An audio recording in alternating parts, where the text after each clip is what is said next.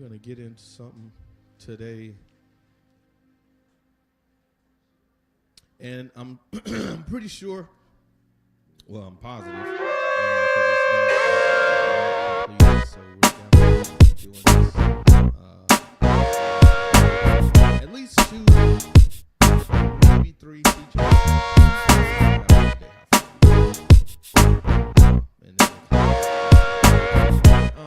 What we're going to talk about today is if he did it before.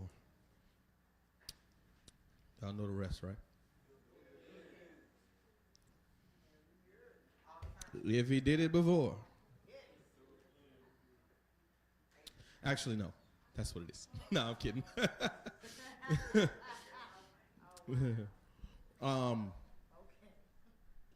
But you truly, patience turns to judgment.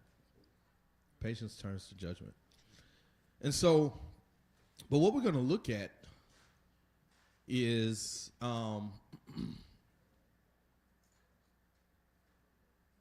this concept that we find in Numbers chapter 14, verse 22. Tried 10 times. Yahweh said that Israel tried him 10 times. And so we're going to explore these 10 times, and this is painting a picture. When we were going through this Torah portion earlier this year, it kind of hit me, and I was like, well, what are the 10 times? I want to actually look at these 10 times and see if anything comes up. And so I, as I often do, I just put a note in my phone and begin to kind of look at it and track it. And there's some special stuff that I've noticed here, and I want to take, like I said, at least 2 teachings, maybe 3, to kind of go through this, because I believe that we gather some important information from the conversation that Yahweh is having with his people as he's preparing them to be delivered. As he's preparing, notice I didn't say as he is delivering them, but as he is preparing them to be delivered. And so it's because there is something in it for us to do as well. And so Yahweh can make the way, and Yahweh can bring us through. But note that deliverance never ended with them simply leaving Egypt. That's not when it ended. It's actually when it started, but it's not when it ended. It went through a whole 40-year process. And so if we look at this scripture, we'll see these 3 things that happen. First, we'll see that they tried Yah. We'll see that they disobeyed Yah. And in his words, they scorned him. And so let's begin just by reading this verse, and then we will start digging in from there. So this is Numbers chapter 14, verse 22. Numbers chapter 14, verse 22. And it says, "For none of these men who have seen my esteem and the signs which I did in Mitzrayim and in the wilderness, and have tried me now these 10 times, and have disobeyed my voice, shall see the land of which I swore to their fathers, nor any of those who scorned me see it." And I apologize, I should have included, and let me do it now so I don't forget, verse 23.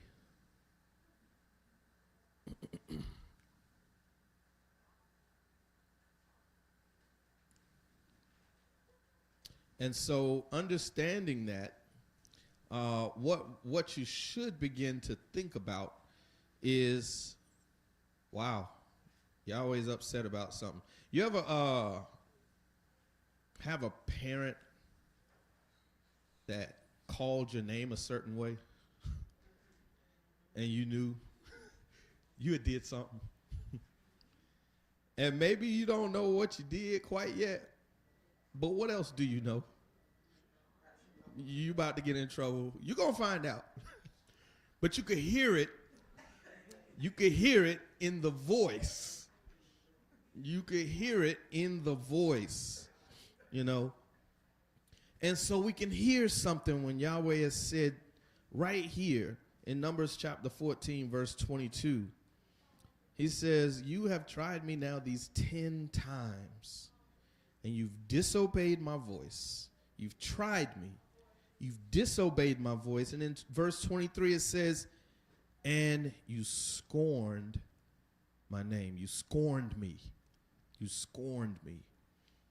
And so we're going to explore these 10 times and kind of gather this story because one thing that we can all speak to and understand about the nature of Elohim is that he is long-suffering. He is patient. But please understand that he's also a righteous judge. So while he is long-suffering and patient, he's also a righteous judge. And would a righteous judge let you continue to get away with murder? No. So you would no longer be righteous. And so at some point his long-suffering becomes over-tested. His patience becomes over-tested. And then as we keep going and keep going and keep going, his righteous judgment kicks in. And truly, as we said when we began, his patience turns into judgment. His patience turns into judgment. So let's begin to kind of dig through these. And I'm going to tell you now, they're not necessarily in order. But we're going to see if we can't get through 5 of them today. And then we'll come back next time. We'll see if we can get through 5 within time, in a good time frame. We'll keep going. But we'll see where we're at. But let's first start with Exodus. So remember, keep numbers in your head. You've tried me these 10 times, all right? You've disobeyed, and you've scorned me. This is the accusation. And so we start with Marah, Exodus chapter 15. Exodus chapter 15, Marah. And in Exodus chapter 15, we're going to go verses 23 to 27 is where the main piece of it is. And we'll touch on some things right before and right after as well. But I'm going to start out by reading that piece. So Exodus chapter 15, verse 23 reads, and they came to Marah, and they were unable to drink the waters of Marah, for they were bitter. So the name of it was called Marah. And the people grumbled against Moshe, saying, what are we to drink? Then he cried out to Yahweh, and Yahweh showed him a tree. And when he threw it into the waters were made sweet. There he made a law and a right ruling for them. And there he tried them. In verse 26, and he said, if you diligently obey, if you diligently obey the voice of Yahweh, your Elohim, and do what is right in his eyes, and shall listen to his commands, and shall guard all his laws, I shall. Okay, you see the other side of that? If you, I shall. All right? So if you obey, if you diligently guard, if you do these things, then I will do these things. What are the things he's saying? I shall bring on you none of the diseases I brought on the Mitzrites, for I am Yahweh who heals you. And they came to Elim, where there were 12 fountains of water and 70 palm trees, and they camped there by the waters. Now, remember, they were just coming out of the Sea of Reeds prior. So if we went back to chapter 14, you'd see that they are dealing with being in front of a body of water, right?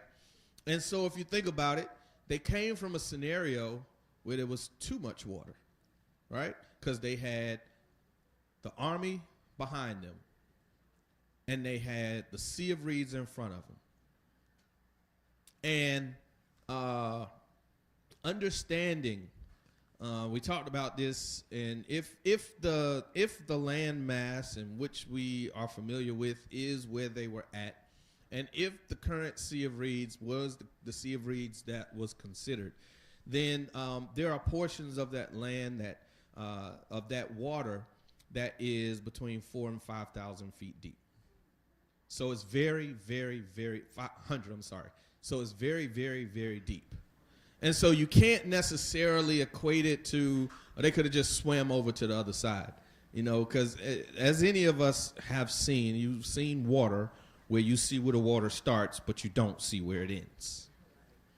And so it wasn't an easy task. And the kind of visual that I like to use is if you went, and if you've ever seen the Twin Towers in New York, that's how high up that water would have been to them, standing in the midst of the ground, the average depth, and when they were in the midst of that water.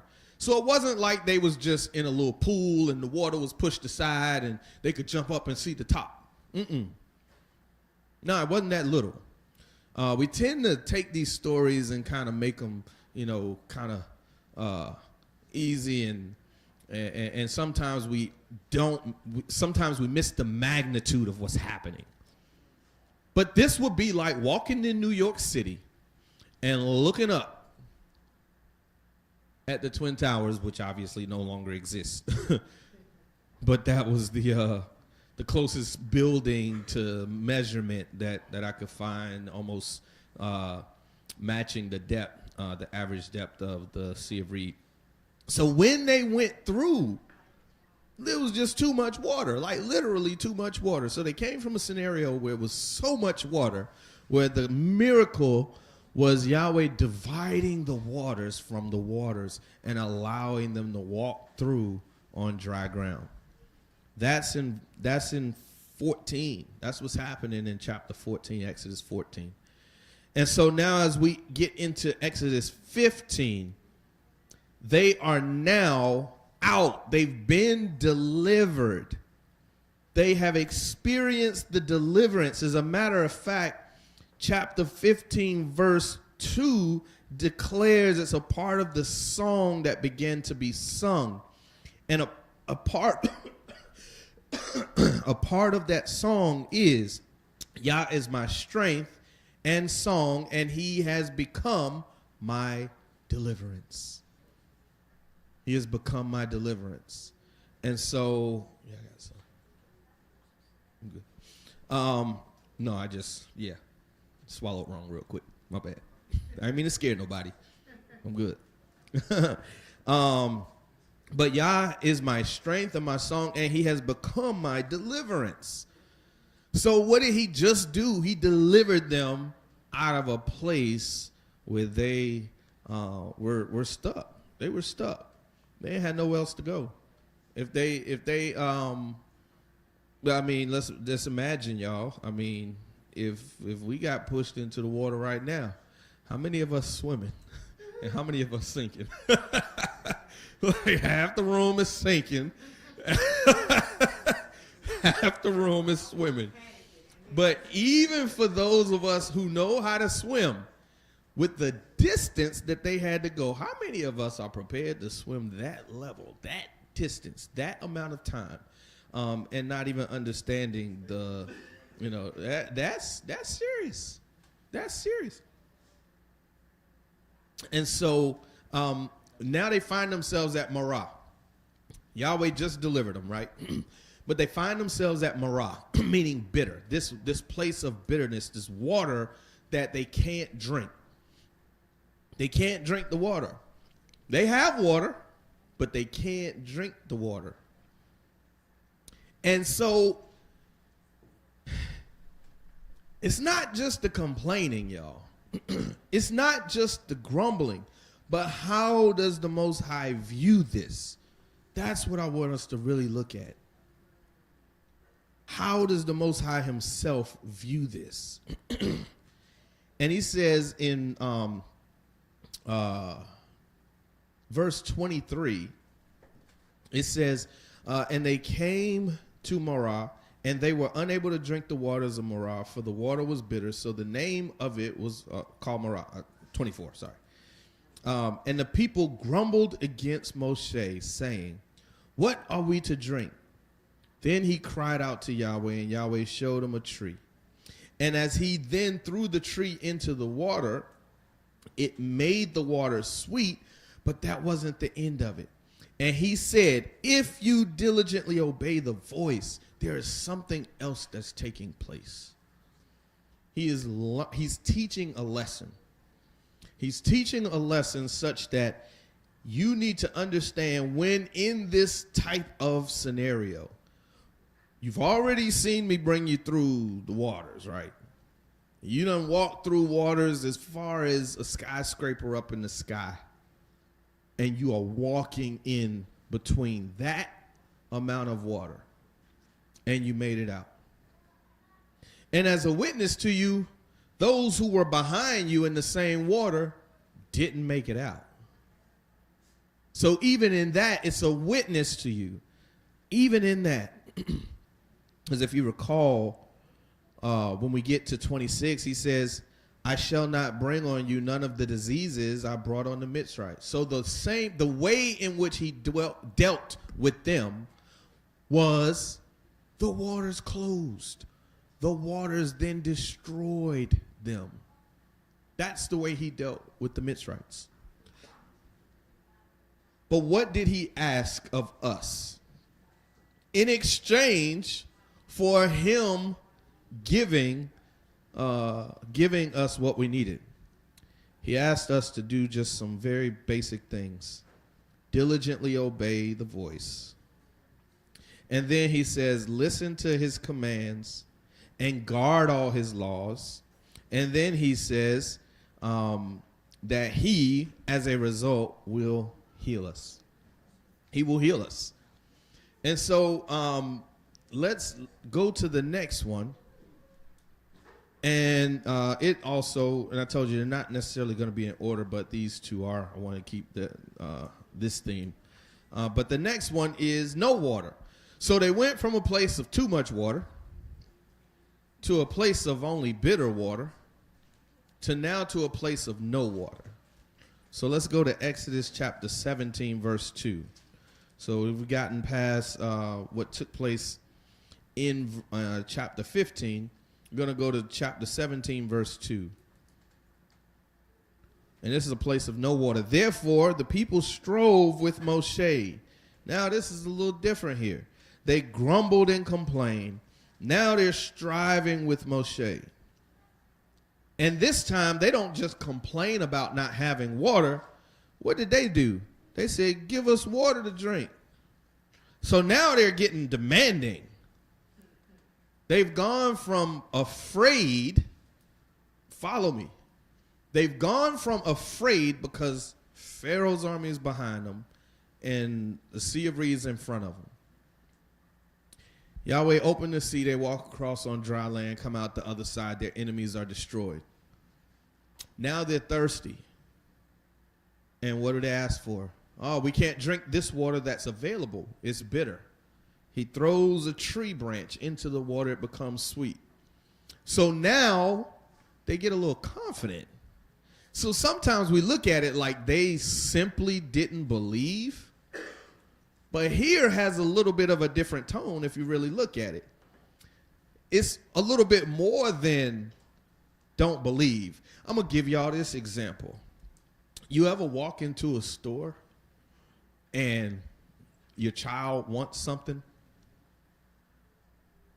And they done already saw you buy some stuff. So now they look at you and be like, I know you got money. Because I just saw you buy something for yourself. So, can you please get me this? And that, you know, they're only saying, can you please, nicely, because they really want you to get it. But in their head, what they're saying is, get me this because you done got yourself something. I know you got it. I know you got it. And so, again, when we look at it, look at how they responded. Look at the first time. They grumbled and was like, we don't have any water. This time they say, hey, Moshe, man, give us some water. Why? Because you did it before. We saw what you did before. And so we now know that you can do this.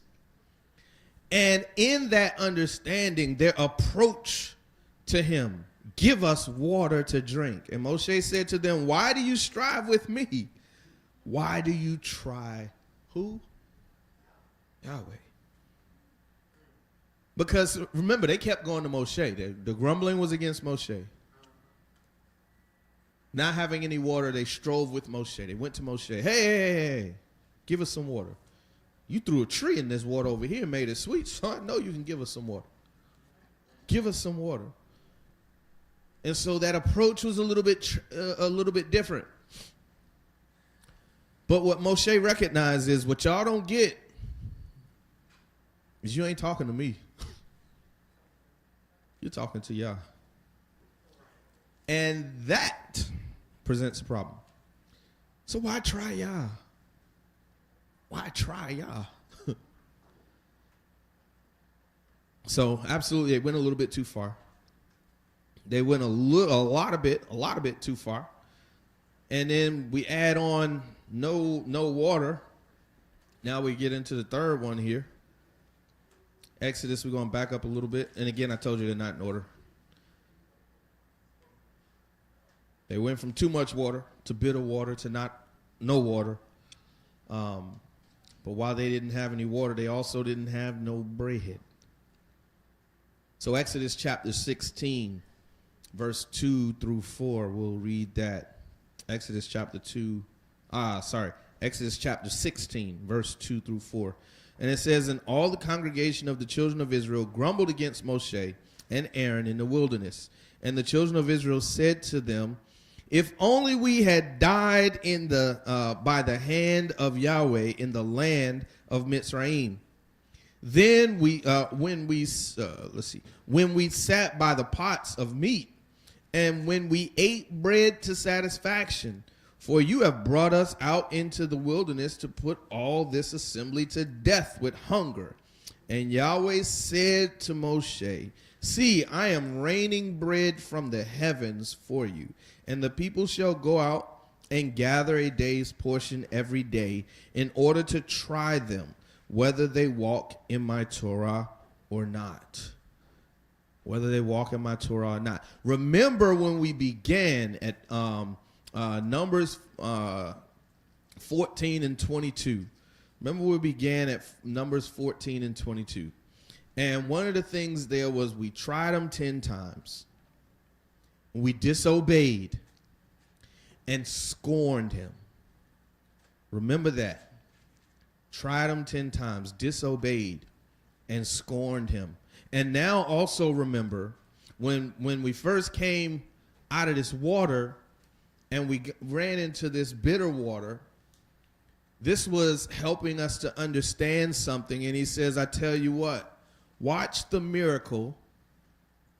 But if I do this for you, there's something you've got to do for me. And remember, the something was obedience. The something was keeping his law, guarding his commands in Exodus chapter 15. So now in 16, when we get to 16,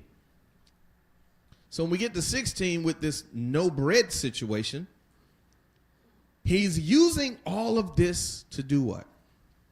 Teach a lesson. Build on, grow, and enhance our learning. And so what lesson are we going to learn with this manna? Well, first, we go back to the whole grumbling scenario. Because again, remember I went out of order a little bit. So 17, when they were real confident that, hey, we know you've been doing all this other stuff. We know you can do it. So the way that they approached him was, give us some water. That wasn't because they didn't believe that he couldn't. at that point, they were actually pretty confident and overconfident and demanding in a way. So now it went from a place of fear to a place of demanding. But in 16, we're still learning. He's still teaching right here. And so there's still grumbling. There's still that fear of we've been brought out here to die. You've brought us out here. When we was back there in Mitzrayim, when we was back there, we had pots filled with meat. Well, what else did you have in Mitzrayim? Did you forget about the other stuff? Did you forget about them putting your babies in the wall?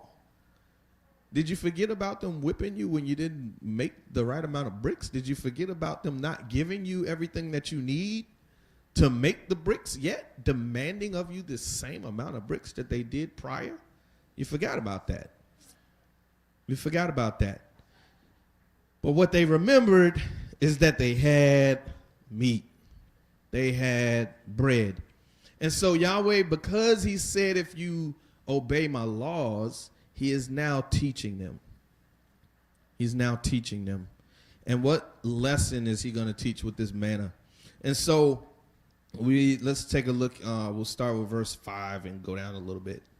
But verse 6 says, verse 4, before we go on, says that he's going to give them a day's portion every day. He's going to give them a day's portion every day. And here's what I want you to start making some connections. He's going to give them a day's portion every day. All right. And to see whether they walk in his Torah or not. So this was a test. To see if they walk in his Torah or not.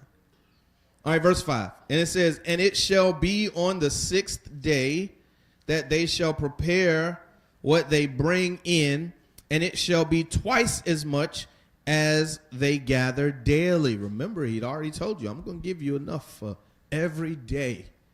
But on the 6th day, you'll get enough for 2 days.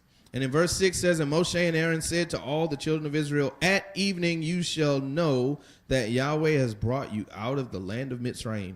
And in the morning you shall see the esteem of Yahweh, for he hears your grumblings against Yahweh. They're still making that clear. You're not complaining against us. And what are we that you grumble against us? And then so in verse 8, we're going to get into the next part. We're going to put these two together. But before we go on, this manna is dropping every day, except on what day? Except on the Sabbath. And why did he do that? Well, it goes right back here. It says, so that I prove you, so that I see whether you walk in my Torah or not. So he used provision. He used a miracle, and he used provision to see if they would obey him. He used provision and the miracle of that provision to see if they would obey him. And so we know the story. We know that there were many who did what? They still went out. They still went out on the 7th day. Now, here was the difference with the 7th day. When they went out, what did they find? Nothing. It wasn't there. But then, how many of them do you think got more than they needed each day? Oh, they tried it. How do we know they tried it? Because it bred worms and it stank. So we know they tried it. And that's why he says, see whether you would obey me or not. Because I told you don't go out. Because I told you don't collect too much. Because I told you I'm going to provide it for you. And so we're going to, before we go to Numbers, we're going to go to, continue to Exodus chapter 16, verse 8. And that's going to bring us into the next portion, and we'll go ahead. And Exodus chapter 16, verse 8 says, and Moshe said, in that Yahweh gives you meat to eat in the evening, and in the morning bread to satisfaction. For Yahweh hears your grumblings which you make against him. And what are we? Your grumblings are not against us, but against Yahweh. And Moshe said to Aaron, say to all the congregation of the children of Israel, come near before Yahweh, for he has heard your grumblings. He has heard your grumblings. They kept reminding him, you're not complaining against us. All of this is not against us. It's against the Most High. Please understand. Y'all, if I could, I guarantee that if off where we're at right now, but very much so on topic. But I guarantee if Shaul could come to bat for himself, he'd probably say something similar. Because most people want to use Shaul to say that we are not supposed to obey the commands. We're not under the commands. We don't keep the laws of the Most High. We don't have to do those things. Those things are done away with. And if they are done away with, Shaul is the one who told us that they're done away with.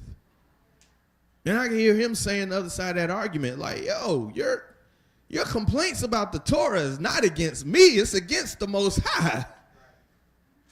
You not obeying the Torah ain't my fault. You twisting my words ain't my fault. You not obeying the Torah is not against Shaul. It's against the Most High. Because he's the one who told you to keep him. He's the one who told you to obey him. Your complaints, as Moshe said, your complaint is not against me. Your grumblings are not against me. And so let's take that food, and we're going to go down to the quail, and then we're going to get into Numbers. And so let's go to verse 11. And Yahweh spoke to Moshe, saying, I have heard the grumblings of the children of Israel. Speak to them, saying, between the evenings you are to eat meat, and in the morning you are to be satisfied with bread, and you shall know that I am Yahweh your Elohim. And it came to be that quails came up at evening and covered the camp. And in the morning the dew lay all around the camp. And the layer of dew went up, and see, on the surface of the wilderness was a small round substance as fine as frost on the ground. And the children of Israel saw, and they said to each other, what is this? For Moshe said to them, it is the bread which Yahweh has given you to eat. This is the bread. So that's the manna. That's the manna that is being given. And he says, take what you need, for according to the number of beings in your house, let everybody take. And don't take any more. And verse 18 says, and they measured it by omers. And they gathered, did not gather too much or too little. You got what you're supposed to get for a day. And then in verse 19, let no one leave any of it until morning. 20 tells us that it would breed worms and stink. And so we know that, again, verse 22, and it came to be on the 6th day that they gathered 2 times. Why? Going back to verse 2. I'm going to try you to see whether you would obey. And so if I tell you days 1 through 5, rather, collect for 1 day. If you do more, it's not going to work. Day 6, collect for 2 days. If you do that, it'll actually work. Day 7, don't go out. If you go out, it ain't going to be there. And so now let's go, because, and we understand, please understand that what he was establishing there was him being our provider and not gleaning on the Sabbath. Him being the provider and not gleaning on the Sabbath. So if we go down, if you look at verse 25, and it says, and Moshe said, eat it today, for today is a Sabbath to Yahweh. Today you do not find it in the fields. Gather it 6 days, but on the 7th day, which is the Sabbath, there is none. And it came to be that some of the people went out on the 7th day. Some of the people went out on the seventh day. Some of the people went out on the seventh day. Y'all get that? But there was nothing to glean. There was nothing available. Why? Because his blessing was placed on the Sabbath for them not to glean. And so understanding that, again, going back, what was he doing? Trying them to see if they would obey. Trying them to see if they would obey. Numbers chapter 11. Numbers chapter 11. So that gleaning was happening with the bread and with the manna. And it moved us into the quail, which is the complaint about the meat. And so Numbers chapter 11, we'll read verses 1 through 6.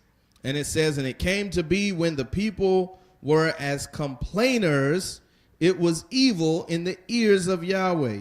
And Yahweh heard it, and his displeasure burned. And the fire of Yahweh burned among them and consumed those in the outskirts of the camp. And the people cried out to Moshe, and Moshe prayed to Yahweh, and the fire died down. Then he called the name of the place Taberah, because the fire of Yahweh had burned among them. And the mixed multitude who were in their midst lusted greatly. So the children of Israel also wept again and said, who is giving us meat to eat? Remember that approach that they took back in Exodus chapter 17, saying, give us water. This time is, hey. Moshe, who gonna feed us? Who gonna give us meat? Y'all been feeding us this bread. We want meat. We want meat. And in verse 5, we remember the fish which we ate without cost in Mitzrayim. Hold what you got. Hold what you got. It didn't cost you nothing. It was free. All the pain and suffering. Now, Yahweh says that he heard their, when they were in Mitzrayim, what did he hear? They were crying out. Deliver us. Get us out of this place. Man, that meat wasn't free. It cost your children's lives. It cost your freedom. That was the cost. And so this stuff was not free. Verse 5, we'll continue there. For we ate fish, we ate without cost in Mitzrayim. The cucumbers and the melons and the leeks and the onions and the garlic. But now our being is dried up. There is nothing to look at but manna. There is nothing to look at but manna. You mean the miracle that you are literally Wait a minute.